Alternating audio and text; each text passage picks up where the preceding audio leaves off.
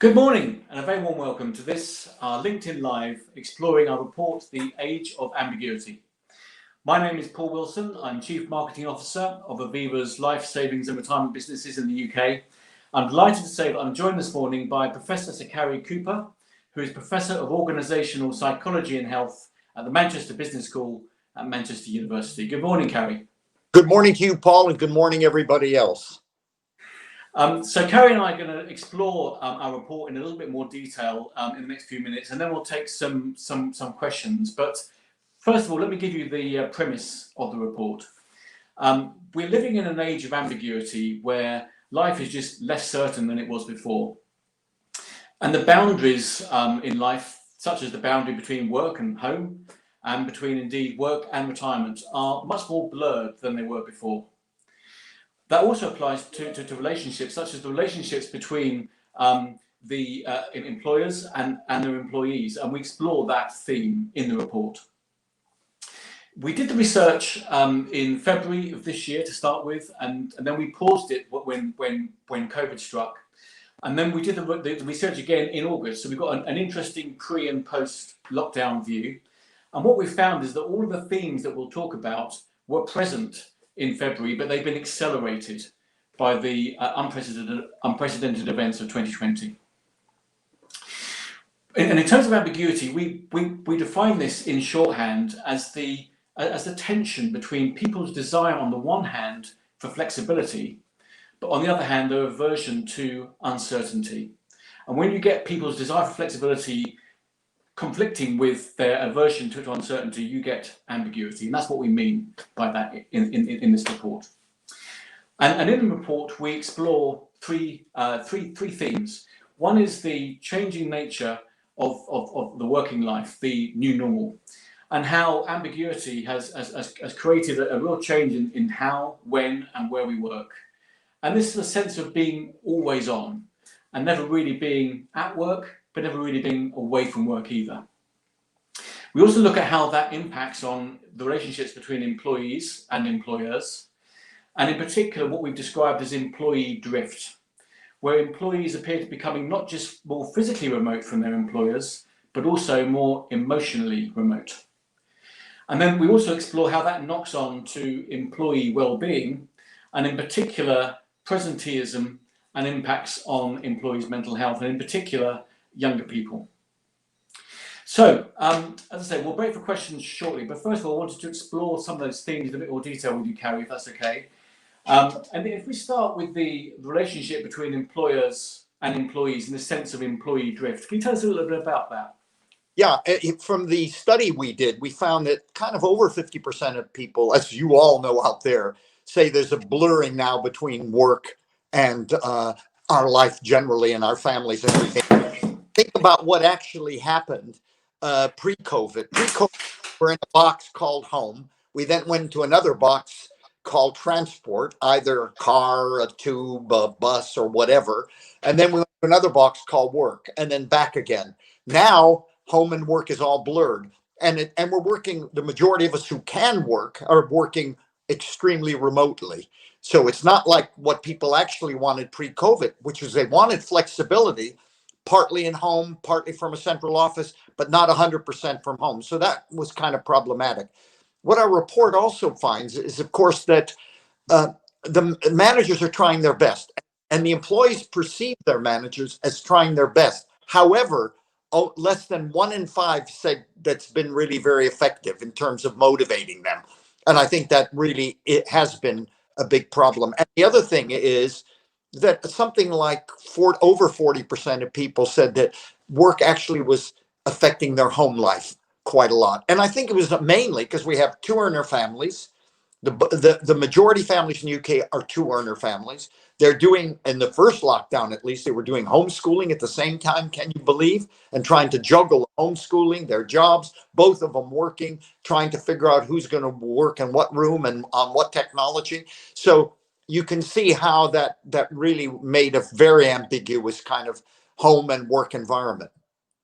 And I guess that's the impact that it has on employers and the relationship they have with their employees, and the sense of drift where employees just feel less connected to work, because they're not just physically not at work, but they're not quite as emotionally at work. Oh, absolutely.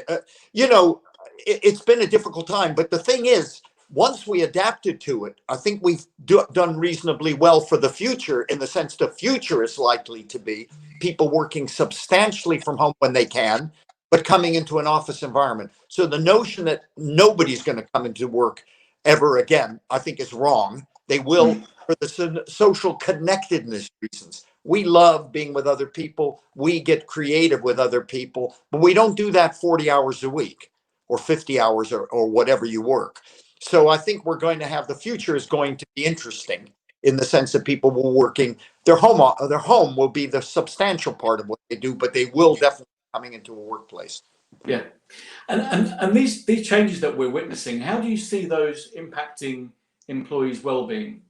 Well, during this crisis, we've seen, and our report shows that just under 60% of people said they have suffered from anxiety or depression. They've been stressed out by it. But are you surprised? I mean, remember what they're worried about. They're worried, first of all, will I get COVID? I don't want to get it. And they, they have to go to supermarkets. They have to do certain things and transport, and they go into work a little bit during this period of time. And I think that's been a big worry for them. But the biggest worry is probably job security. Will I have a job at the end? If I've been furloughed, will I have a job? Even if I haven't been furloughed, will I have a job? Because I'm not in the political system of the organization to know what the hell's going on. I'm not hearing the gossip that you normally do. So I think the recession, remember, is behind them. It's worrying them as well, and job loss. So I think that has been a big, interesting issue. But here's what's really fascinating is that, and you got this in 2008, incidentally, as well. The sickness absence rate, according to our report, has declined. And it did in 2008. And you know why? 84% said they haven't taken any sick days over the last 3 or 4 months. Why? Because if you're feeling job insecure, are you going to want to take any time off? Worse than that, what they're doing is they're working longer hours. So when the government first said, I loved it when they said, we have to get people back to work. Actually, people were working. Not only were they working longer, working hard, more stress, taking no sickness absence days. And again, in the report, 34% of people, would you believe, actually worked while they were ill, which is presenteeism. So they were, that's not good for them, by the way. But of course, the manager doesn't know that they're working while they're ill, because they're working, and they're working online. So that's raises a kind of another big issue. Yeah, I guess what one of the impacts of presenteeism, as you say, isn't just the impact on the employee, but if they're at work but not well, they're not performing as well as they would otherwise be. But that's invisible, I guess, to the employer. The evidence is clear, Paul. The evidence is, if you consistently work long hours, I did a big meta-analysis of all the studies in the world, not just in the UK, in the world, and we looked at long and its impact on health. If you consistently work long hours, you will get ill, either psychological illness, mental health issues, or even physical, consistently, not in any one week, obviously. Yeah. Consistently do that. So, being there, being present, showing FaceTime by doing emails at night. And we found among the younger people, that was the case. They were overwhelmingly, the 18 to 24-year-olds were doing their emails at night all the time. And that's not healthy for us either. No, and as you say, we did find that anxiety was much higher in those younger age groups. And I guess in lots of cases, their working environment is just not as good as it is for perhaps older people, sharing homes, Right about sharing that. flats. Yeah, I'm more worried about the younger people, frankly, because you think about it, they're with it. They come out of college, university, FE, or wherever they come from to go into the workplace. Nobody's there. They're stuck in a flat somewhere, a bed sit or whatever, locked away, working in a scenario that's not particularly very pleasant. They don't have gardens or anything else like that. They're worried about their job. They're not getting the development and mentoring they need. And yeah, they may be getting it virtually. That's not the same as walking around and a more senior experienced person starts talking to you. You see how they work. You're developing your ideas from them. So they're not getting development as well. And then being first last in, you're the first out. So they're also worried about, will their job be there for them when they get back, when this is over? So the young people are a kind of a worry, and how we manage them in this crisis, I think, is it will materialize, because if we didn't manage them well, by the way, you'll lose them. Yeah. And well-being as a topic has been, around and a key issue for employers for a long time. This is clearly exacerbated some of the issues that we see through well-being. As we've said, it's accelerated a number of the trends that we were already seeing. But we think about some of the solutions that employers can look at, and I know you feel passionate about the role of a line manager in this. Tell us a little bit about that. Okay, I think that's probably the most important thing. There's lots of things we can do. Keep in touch with them virtually, particularly in the future when we're going to be working substantially from home and so on. I chair something called the National Forum for Health and Wellbeing at Work, made up of 40 global employers, big ones, HR directors, chief medical officers, quite senior people. And we've been going for 3.5 years. And guess what? They say the most important topic, the most important thing we can do, if we had only one thing to do, we need more socially skilled line managers, people with soft skills, emotional intelligence. And now, writ large, this has become a real big issue, not just during COVID. Yes, it has been during COVID, but think about it in the future. How are we going to manage people, some of who aren't going to be in a central office because younger people will need to be for their development and for social contacts and everything else. Other people will be working substantially from home. How do we manage that? If stress, anxiety, and depression is the leading cause of sickness absence, 57% of all sickness absence pre-COVID, as estimated by the health and safety executive, was stress, depression, and anxiety. Only 25% were for musculoskeletal backache and the like. Right. So that was an issue before we had COVID. So how are we going to manage people? How are we going to know whether they have manageable workloads, realistic deadlines? How do we give them recognition? How do we do that? So more than ever before, we need a line manager who has these social skills. And therefore, in the future, when we recruit people to jobs and when we promote them to managerial jobs, there better be parity between their technical skills and their people skills. And there's a sense, isn't there, that different personality types experience ambiguity in different ways. And it's helping line managers to understand those subtle differences, that you could have two people doing the same role, a similar age, same location, but could be experiencing what's around them in very different ways. Oh, absolutely, Paul. And I know we're working together with Aviva, looking at these different personality types. And in other words, we have to kind of personalize it. Different people. This is what a good line manager would do, wouldn't he? He or she. He'd say, okay, Fred, needs a lot of structure. He can't cope with it. And Janet, a manager, would say to about another person, listen, she has difficulties, in terms of working long hours, given the commitment she has for elder care. We all are different, idiosyncratically. Some are more resilient than others, and some are less resilient. Some can cope with ambiguity better than others. And the more we personalize our relationship with our employees, the longer you retain them, the more productive they'll be, the less sickness absence they'll have. And that's what we need. And particularly the economy, because the problem we have is Britain is tied at the bottom of 7 with Italy on productivity per capita, and we're 17th in the G20 on productivity per capita. So we're not doing very well, and we need to manage people differently and more personally.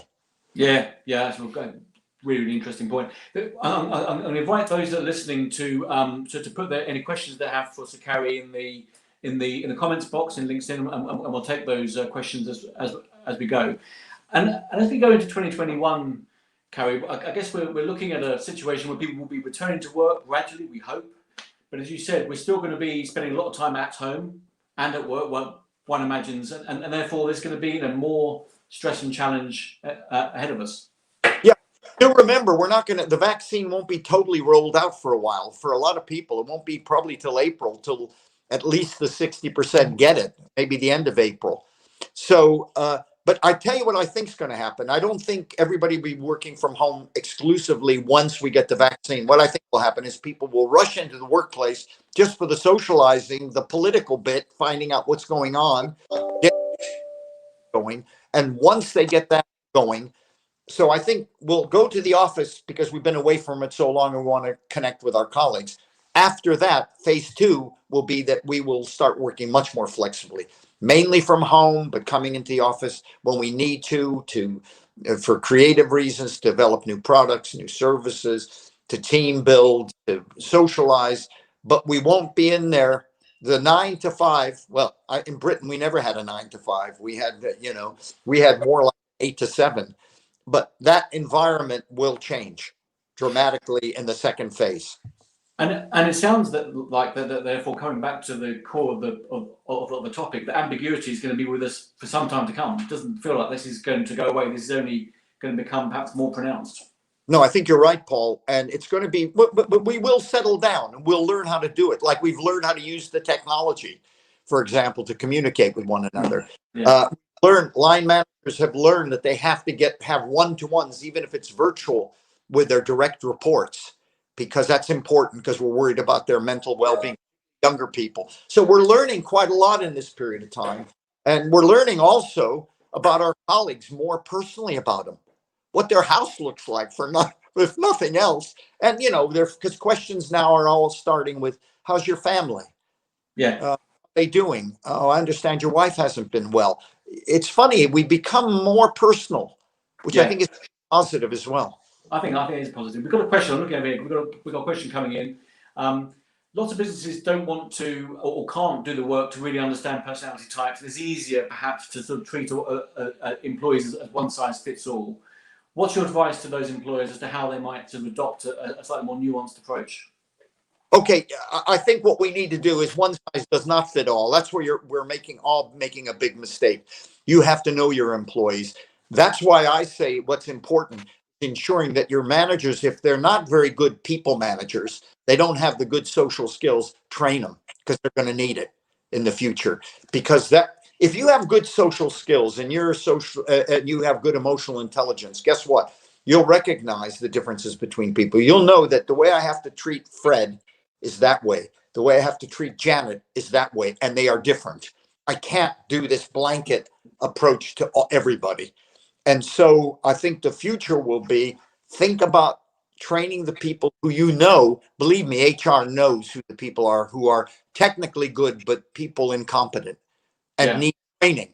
We all know who they are in the workplace. And in the future, make sure you recruit people and promote them based on their parity between their technical and people skills. I've got another question here. Are there examples of companies that you feel are ahead of the curve and embracing the ambiguous environment? Yeah, I think there are companies who are really getting into well-being strategically. Well-being is a strategic thing. So, it's about how do we create the right kind of culture to retain the millennials, for example, to motivate them, to want them to come to work for you.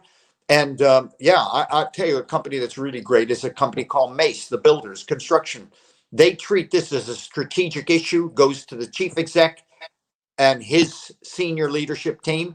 And it just so happens Robertson Cooper is my University of Manchester spinoff company. We work with them. We go to the board quarterly, report we're doing, what interventions we're taking, what the impact of those are, how it's affecting sickness absence, how it's affecting productivity, how it's affecting that. And the more you do it strategically and see this as a senior team, this is about senior people treating the well-being properly and having it not just as, bean bags on the floor, ping pong tables, and sushi at your desk. That's not what well-being is. It's changing the culture. Yeah, brilliant. Well, look, we're almost out of time, Cary, so thank you ever so much for giving us your time today. Really great working with you on this report. Thank you to everyone who's tuned in and listened to the report. You can get a copy from our website. Do download it. Have a look, and we'd love to hear from you if you've got any other questions. In the meantime, thank you again, and have a great day. Thank you.